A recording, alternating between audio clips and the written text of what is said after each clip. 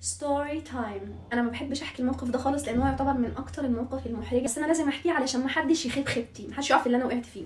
لما كنت في سنه اولى جامعه دخلت اداب ايطالي، والجلاله كانت واخداني بقى وحابه الايطالي ودايسه فيه خالص، بس انا كنت ميح. دكاتره بتوع ايطاليين، فكان في دكتوره ايطاليه بحبها قوي من كتر ما هي بتدخل تشرح لنا وتحببنا فعلا. عايزه اعبر لها عن قد ايه انا ممتنه بكل ثقه، ورحت قلت لها بروف تيامو، وقمت حاتفه لها بوسه في الهوا.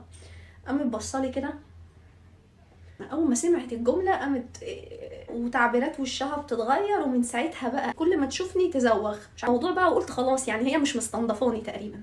جه بعديها محاضره في الثانيه في الثالثه، هي حست ان انا انسانه غلبانه على جنب كده، وقالت لي بصي يا حبيبتي، الحب علشان اعبر بيه لصديقي تيفوليو بانل، انما لو انا بحبك لو عايزه اتجوزك يعني ساعتها بيقول لها. رحت انا فتحت لها بقي كده، راحت قالت لي ايوه تيامو. من ساعتها محدش بيشوف وشي